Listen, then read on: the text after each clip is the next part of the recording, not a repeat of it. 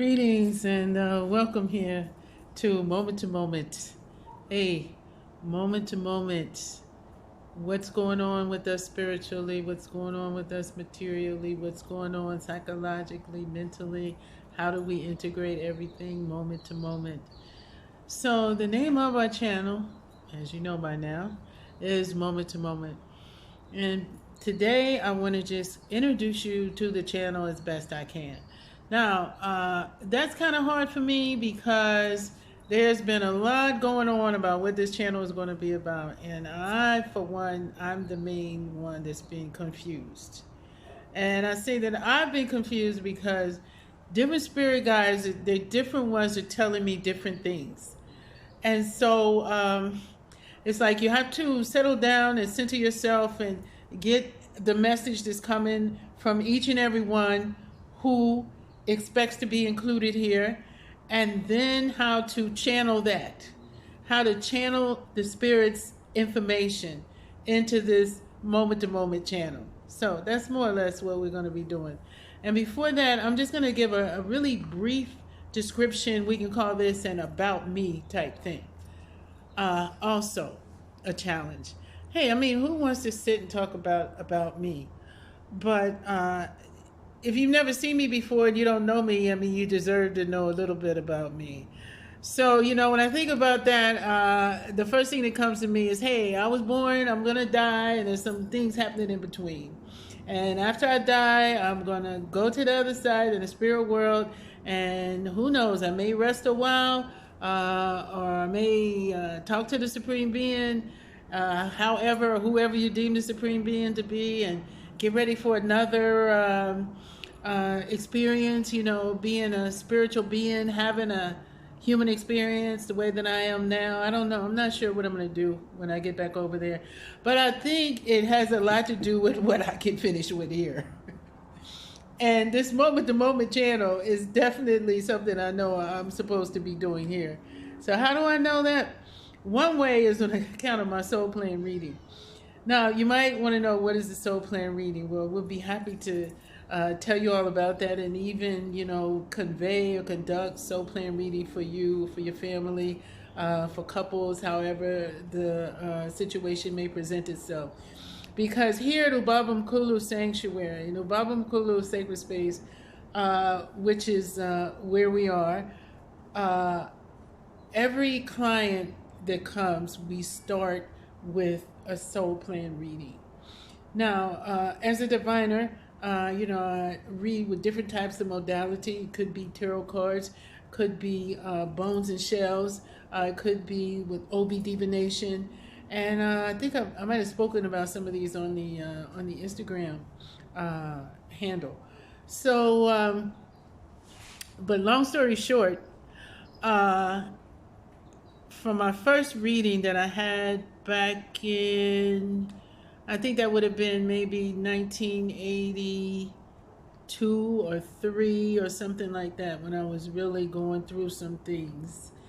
And in that reading, the first thing they said was, you are born diviner. And I'm like, what's a diviner, first of all?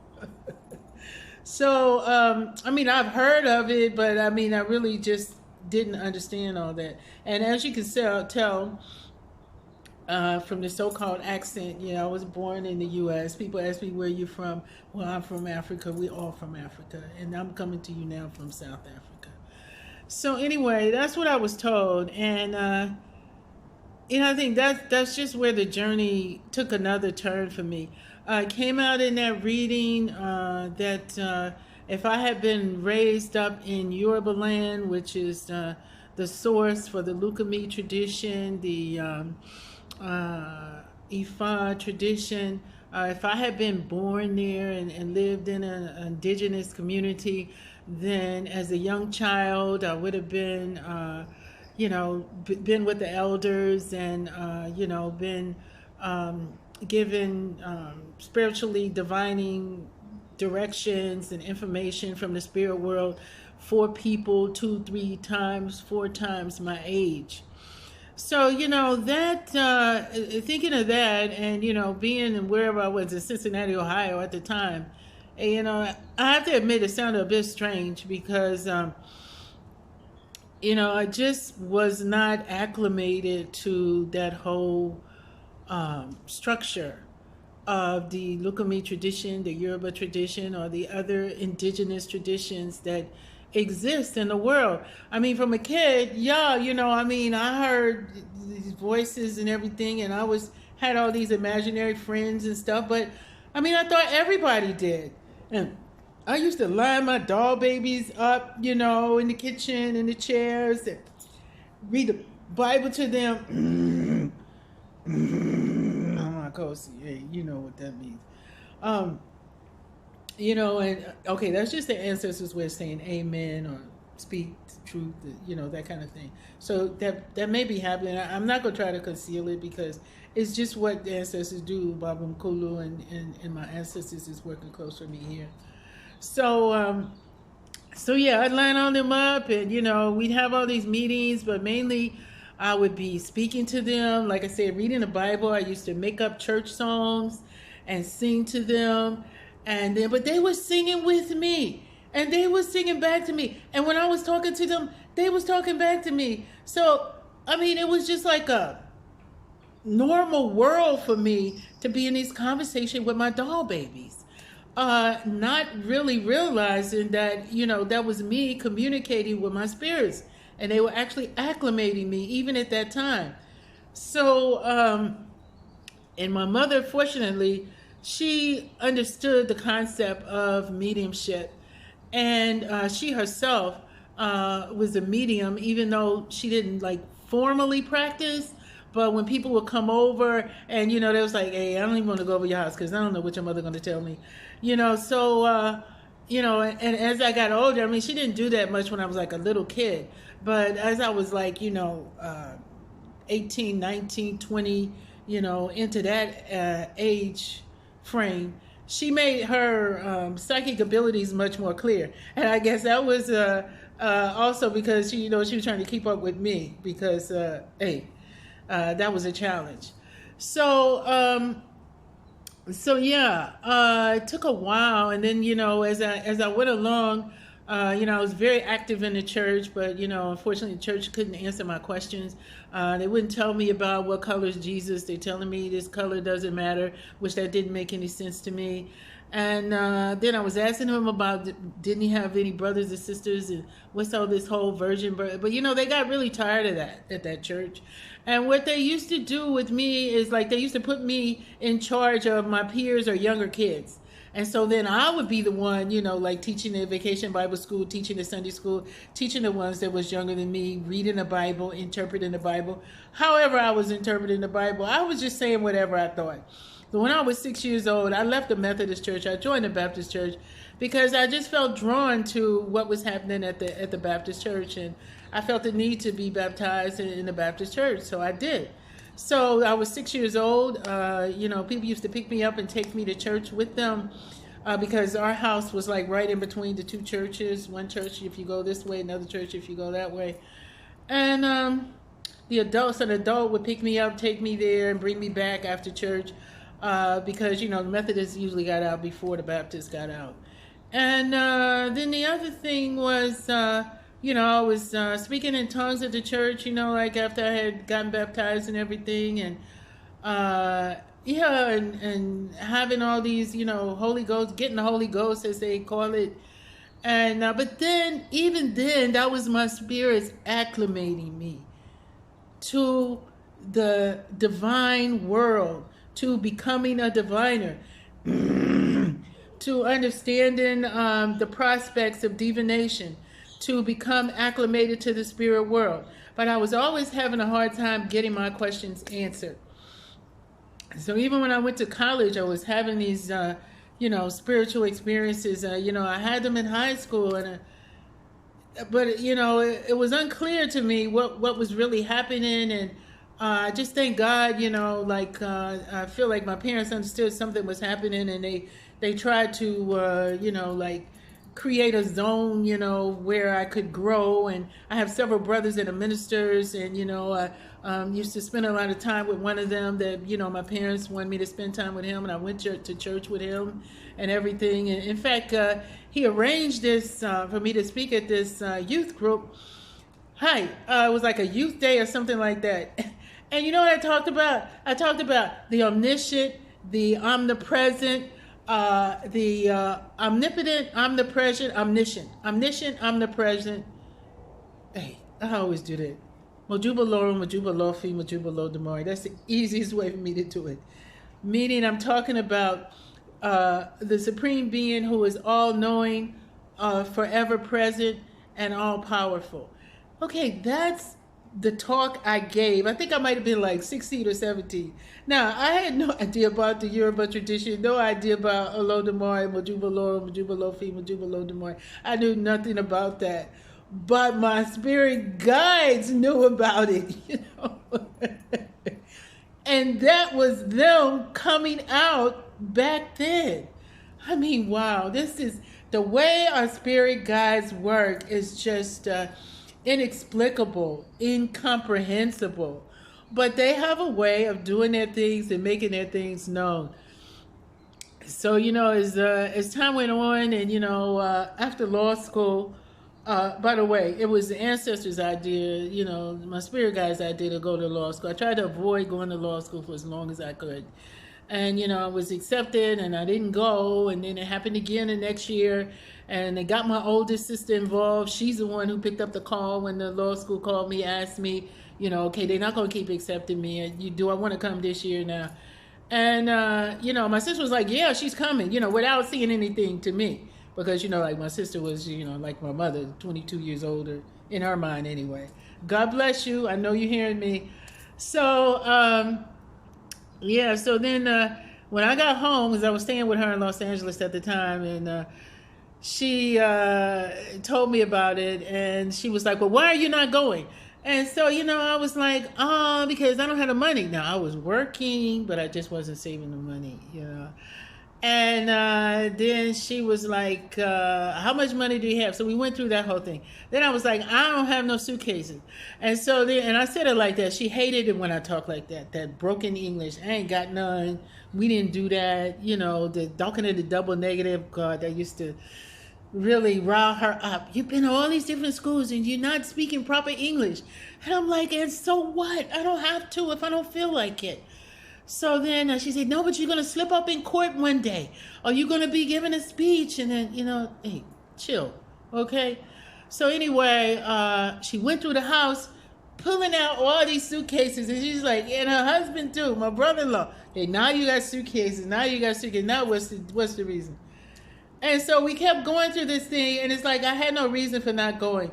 So then the other part was that I got quiet, which is what I even still do for decision making even until today. And we're going to talk about that as time goes on. It's really useful to get yourself quiet and then listen to your body respond to you when you're trying to make a decision. Like, this is the question. You have a question about XYZ. And so you say to yourself, yeah, I think XYZ is the best thing for me to do. Then you get real quiet. You see, is your body reacting to this? And then you let that go. And then you say, okay, I think XYZ I won't. I think XYZ is not a good idea. What is your body's reaction? Because our bodies in the Vipassana way of thinking, we call these things, we want to be careful not to create more sankharas, because these sankharas are things that put your body into turmoil or put your body into stress, because, you're not living a peaceful, aligned life, aligned with your spirit guides, aligned with your soul plan. You're out of sync. And when you're out of sync like that, you're reacting to things all the time. You're not channeling your mind, setting aside your mind, and make sure that you, are in touch with the part of you that is divine, connected to the Supreme Being. So yeah, I didn't know all that back then, but I was doing that. And then every time I did it, I got that electrical current. So now I thought everybody got that. It's a true electrical current. It's like it makes your body go like this. And they used to give me that when it was a yes. And then if it was a no, it would be flat. So, I got myself quiet, I asked the question about the law school, and then they start doing my body, all that. And so then I said, okay, fine, I give in. Everybody wants me to go to law school, I'll go to law school. Then I was like, yeah, I went on through law school, and then after law school, I was like, okay, I went to law school, I don't have to practice law now. Hey, that ego, man, that ego, listen to my ego. I went to law school, y'all wanted me to go to law school, but now I don't have to practice law. So what did I do? Hey, I started giving seminars on holistic health, unity of the mind, body, soul, and spirit. What did I do? I started selling herbs, natural herbs, nature sunshines. I went in with some friends who were already in the business. And what did I do? Started on holistic healing, iridology, reflexology. Hey, I was enjoying myself. My family, my blood family was not, I say my siblings, registered their dislike for that. Some of them, not all of them. Some are more vocal than others. You know how that goes. But definitely the two older ones were not happy with that. Because how could I go to law school and then here I come talking about something about holistic health? And then it was kind of like, okay, why don't I just now, go deal in a law firm and be a partner and do the billable hours or get a good government job and this and this and this and that. Well, none of that wasn't happening because I wasn't feeling that. I did do some applications or what do you call those things, resumes. And, I did put the feelers out, but it wasn't nothing happening and I wasn't feeling it. Now, that's the whole thing about clairsentience. And we're also going to talk about that sometime, where you can feel things. And it's okay to feel things. Because in this day and age, people would make you feel like it's not okay to feel things. It's very much okay to feel things. But like I said, we'll come back to that on another video. So now what's happening, I'm doing that for a while. Time goes on. I was also doing professional training and things of that nature.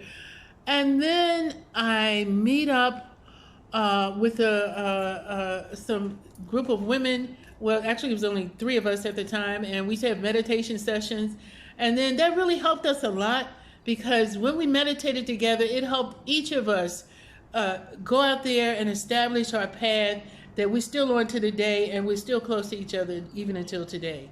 So one of the women in that group happened to take me to a place where, they had set up a co-op, a vegetable co-op. So I went there. This was after our meditation session, and I was like, hey, let's see what this is all about. So I went there, and, they were asking, maybe we want to join the co-op. And, long story short, the person who was operating the co-op was a priest, a Yoruba priest, which I didn't even know what that was. And he said that they were having some kind of sessions, and he invited us to come to the sessions. So, he felt good. His energy felt good. So, I said, hi, okay, yeah, it's cool. I'll come. And so then I went around inviting other people. I'm laughing now because I only found out, after the fact that you don't go around inviting other people to somebody else's sessions because the priest who was inviting me, his spirit guides were telling him to invite me. His spirit guides weren't telling him to invite those other people. And who did I think I was? That now I'm inviting these other people. Well, fortunately at that time, the other people didn't show up. Because I felt bad about overstretching, although I've been known for that. So, I go to this session, and long story short, this was, another step toward mediumship development and coming to know the Orisha, and decades later, being initiated into the Lukumi tradition. So I did eventually practice law, by the way, and it was an ancestral intervention. Actually, it was my father passing away. And when we had the repast, when they have the dinner after the person passes away, and, I'm there, and a couple of people told me, your father always wanted you to practice law. And I'm like, what? This is news to me. My daddy never told me anything like that. But my parents were never like that. They never, at least to me, I don't know how my siblings feel. Everybody's different, even if you grew up in the same house. But they never tried to make me go into any profession or even go to any school or to do anything that was against my will. And I appreciate that because, they have this high school, where, they want you to go, if you pass the test to go to this high school. And, I passed the test to go to the high school, but then I didn't want to go to the high school, and because my friends weren't going there. So I wanted to be with my friends. So, my parents said, okay. So, hey, God bless them. Anyway, moving on. I did go into the practice of law after my father passed away. I decided to sit for the bar examination in New Jersey. And at that point, I was getting a little bored with the nonprofit world, that I was working in. So, hey, I opened a practice and practiced for close to 20 years in New Jersey. In moving to New Jersey, it got me closer to Brooklyn. And then, of course, in Brooklyn and Queens, and, it's very much of a Cuban, Puerto Rican community, very much into the Lucumí tradition. And got a lot of schooling, and that was, quite the university, spending the time in Brooklyn in, homeschooling, shall we call it. And I'm very grateful for everyone who participated in that. So eventually, though, as the law practice went on, and by the way, I did get initiated into the Yoruba tradition in 1995. So I'm a priestess of Obatala, Oshun is my mother. So, eventually with the law practice, I decided to phase it out. But actually, even when I was in college and we had to do a 30-year plan and I was 20 years old, one of the things in there was that, I wanted to move to the African continent and that I wanted to be involved in community development, and also I wanted to study international relations and be involved in that kind of, international politics and all that kind of stuff. So, again, the spirit guide comes in, at this point, I was 20 years old when I did that. This is a 30-year plan, and I'm in my 40s. So my spirit guides, they stepped up and say, hey, what happened to the 30-year plan? So, that's what let me know that I needed to start looking into what were going to be the other phases of my life beyond the law practice. And then that's when I decided to work on a doctorate, a PhD in global affairs. I finished that in, I think I was 2010.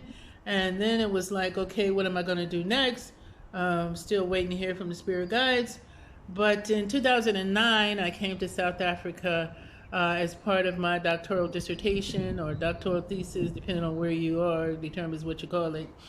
I was, I came here to South Africa to work on that. And, wow.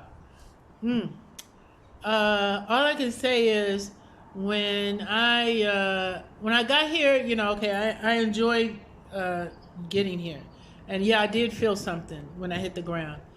And I went to Cape Town, which was my main base.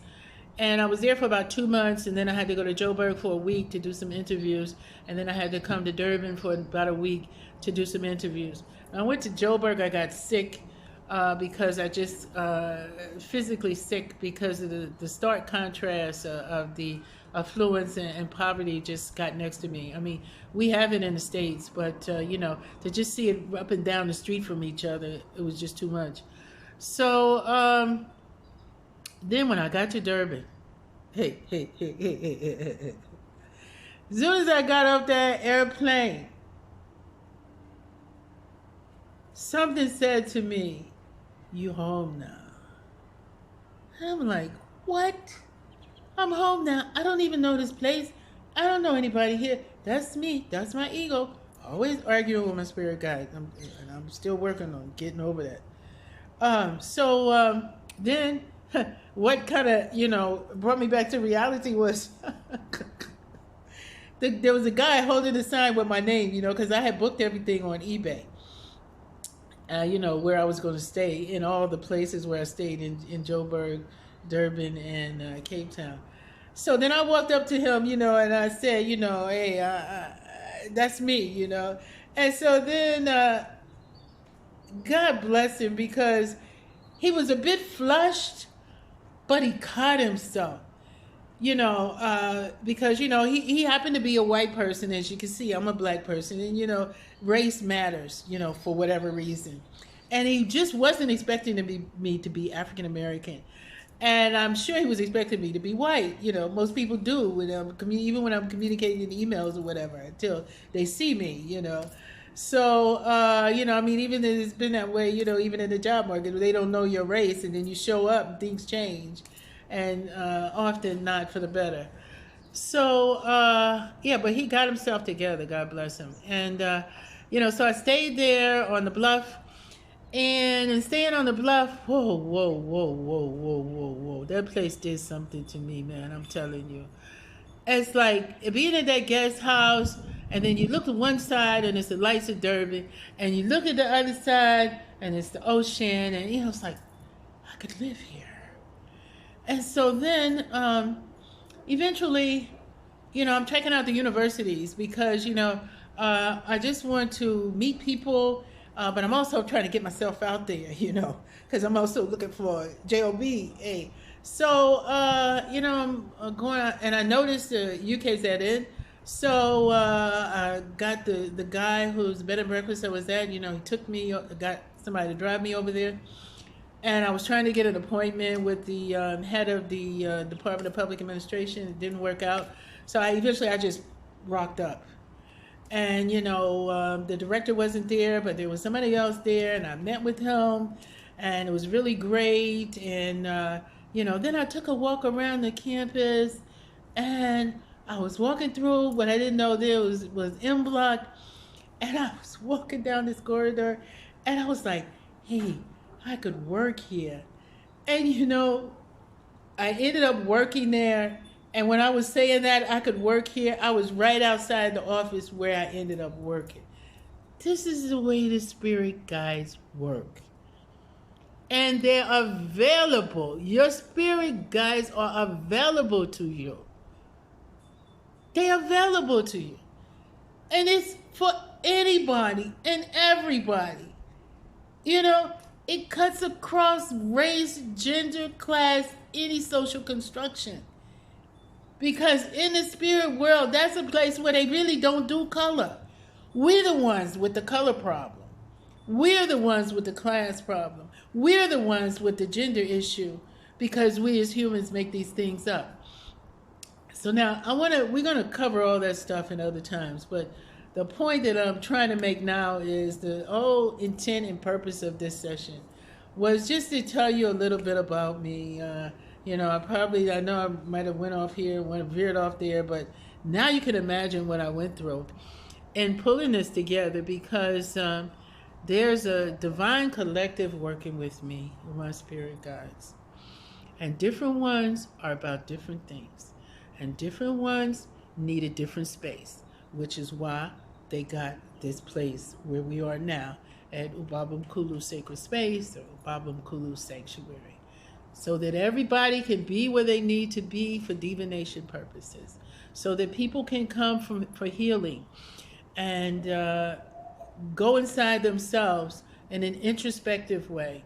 Retrospective is necessary, perspective is necessary, but more so in the here and now, the moment to moment. And that's what we'll be doing here on this channel, It's all about moment to moment. Now, I just want to remind you, please, if you haven't already, subscribe to our channel, the Moment to Moment channel. Also, remember to hit like. Also, the notification button, so that anytime we come up with a new video with whatever spirits are, going to be talking that day, just hit that navigation button, and know that we're here for you, and we look forward to working with you. Take care, moment to moment.